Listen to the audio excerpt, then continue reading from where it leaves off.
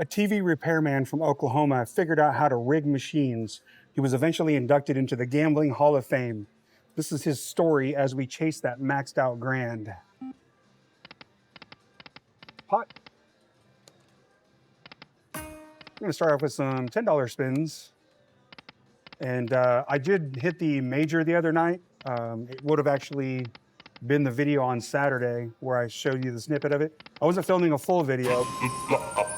That might be a little too loud. I wasn't filming a full video, but I did end up capturing it in a short. 4 more. 3 more. 2 more.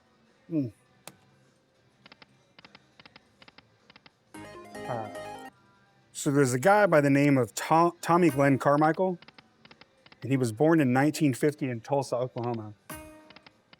4 more? Nope.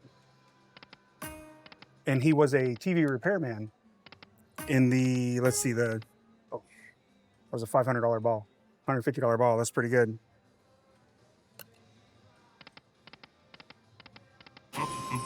So he made a living repairing TVs, but in the 80s, the TVs became sort of less repair friendly, if that makes any sense, as society moving away from repair friendly type electronics.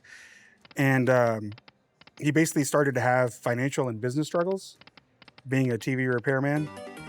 And then an old high school friend came and came back into his life and visited, and he talked to him about how he figured out how to basically rig a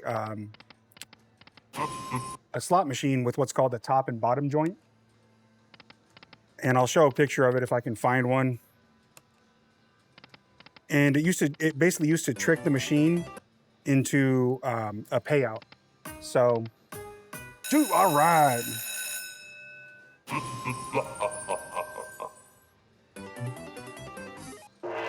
All right.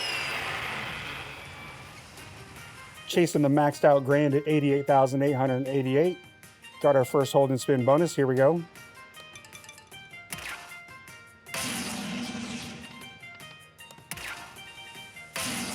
All right, $20 ball.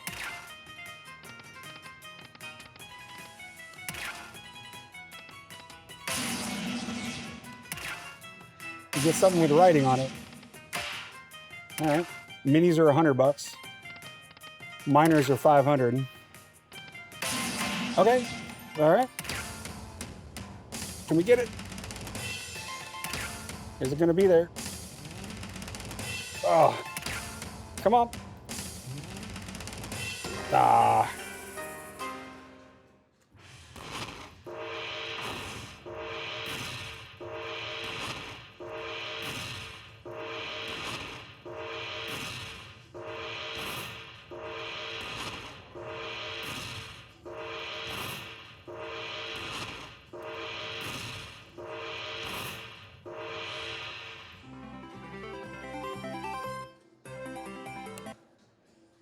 All right, $210, not bad.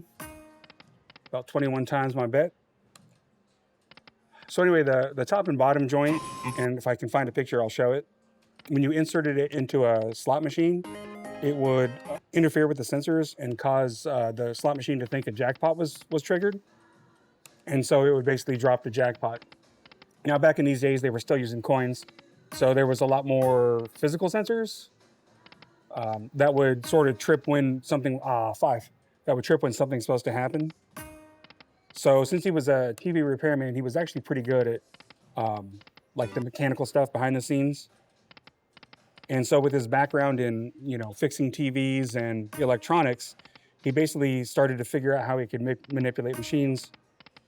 And it sort of started in his garage. So he would experiment on how to rig machines.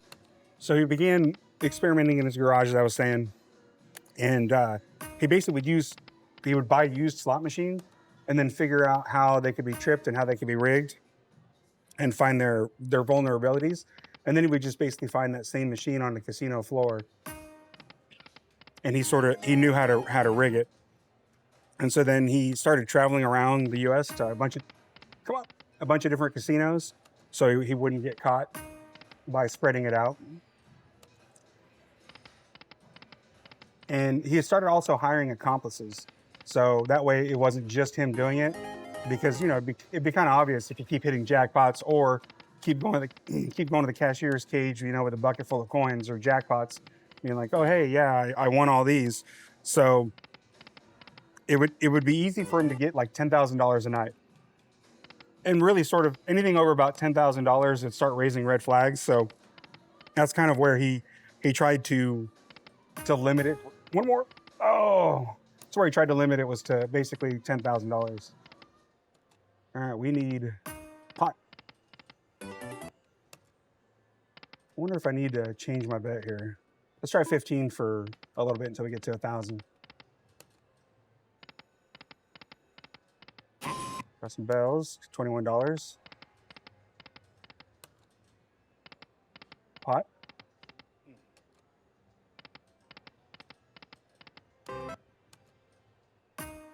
Four more.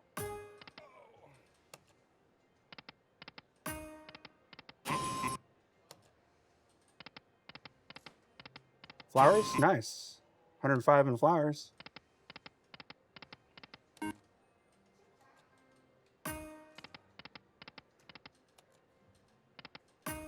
Four more, nope.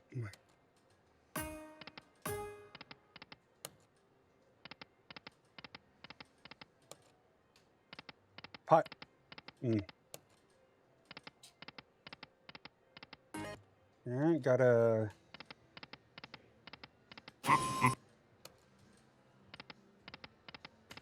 Got our last 80 on this $15 spin. I might go down to 5, I'm not sure. Pot. Pot. Nope. All right. Last $15 spin. Pot. All right. It's gonna add to 10 for a little bit.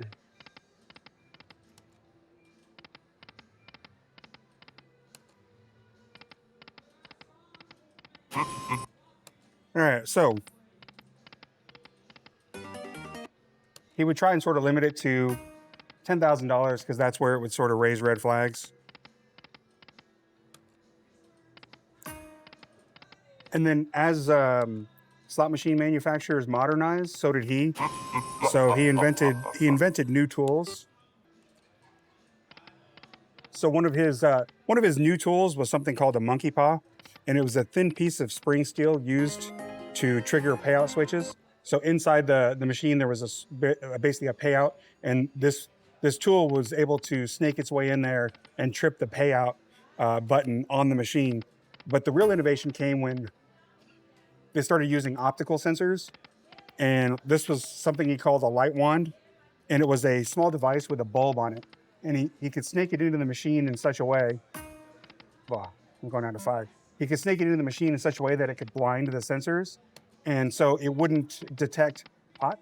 It wouldn't detect when it dropped coins, and so it would count the coins as they fell out. And if it was blinded by this optical light, it would keep trying to drop coins because it thought it would still owed money. And so he could basically do that, and that worked for years, if not decades. I don't think I have how long it worked for him. Yeah, so it worked flawlessly for years, and Carmichael ended up making millions. So, as is the case with most cheaters, there was a downfall to all this. So eventually the cheating caught up to him in 1985. He was arrested in Las Vegas with one of his tools, and he ended up serving time in federal prison. Pot. So he ended up serving time in a federal prison.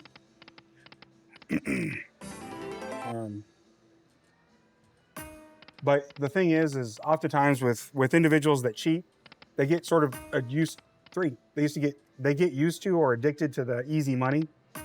3 more. Hey, all right.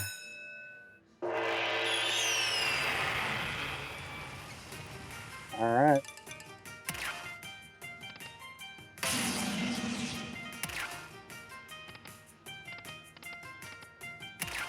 The mini is 100, so that's at least 100. The minor is 500. More balls, more balls. Okay, 5, 5. I only see 3 balls active. The other night, I only had 1 ball left, and it did become active. But I still didn't end up landing it.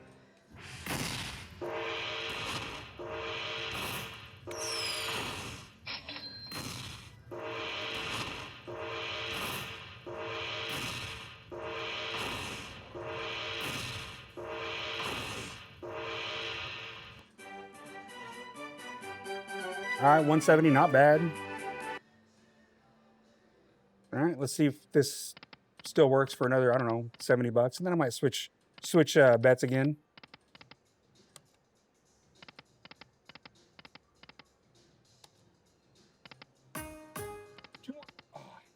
So then after he got caught, spent time in federal prison, he ended up getting out, and he started using a bunch of fake identities and just went right back to the same thing. Pot.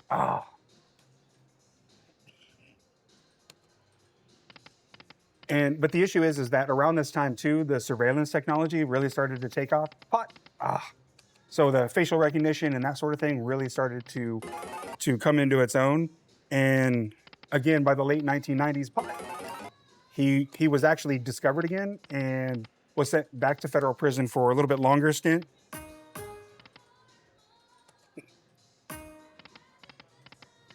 So then this second time in prison, he finally learned his lesson and was like, maybe it's wrong for him to cheat. And so instead of, when he finally got out the second time, instead of returning instead of returning back to crime, 3 more, he decided to go ahead and start consulting. And so he started a consulting firm to basically figure out where the soft parts were, where somebody could basically steal from a slot machine. And so he helped do the exact opposite of what he started out to do. And basically he made tamper-proof security features. He basically consulted them on design, and he assisted in huge anti-cheating. And so that's why he ended up becoming extremely popular because one, he was somebody who basically stole millions from the casino with cheating mechanisms. And then he became the best in the industry at basically telling slot machines their vulnerabilities and how to stop vulnerabilities.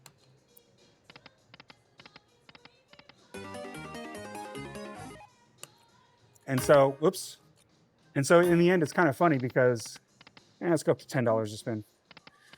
It's kind of funny because he started off, his legacy was, he's the guy who got away with millions. 4 more. Hey, at the very last second.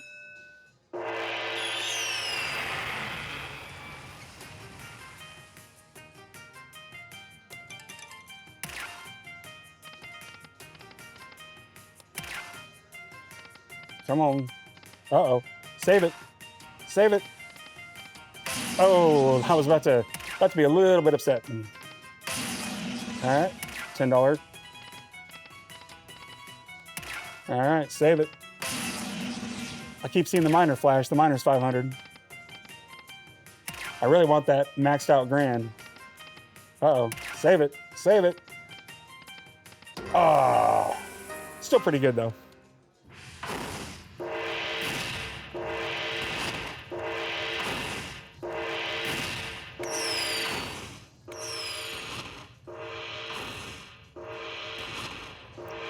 All right, 21 times my bet.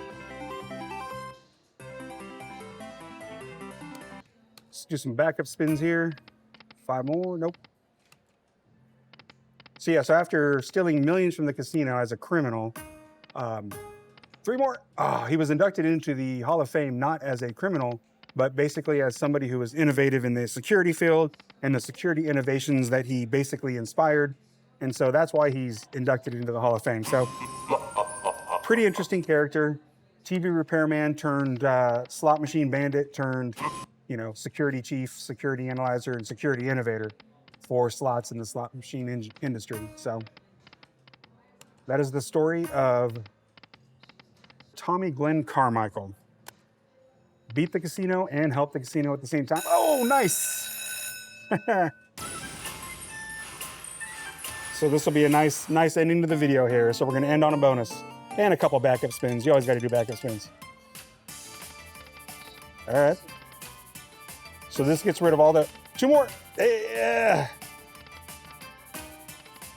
Uh-oh, nothing's lining up. 3 more. 3 more. Oh, no. Wow. Only the trigger is what that bonus paid. Well, that's gutting. That's very gutting. So I guess we got to play this down to 900. We're going to play this down to 900 and then end the video. Yeah, interesting character. Hot. I kept getting blockers in the front. The balls kept blocking me like that, and they never came through. All right. Last spin to win. Is that enough to do 9? Oh, we'll do 899.80. All right. Well, that concludes the Tale Tuesday, the story of Tommy Glenn Carmichael. I appreciate every like, subscribe, and comment, and I will see you in the next video.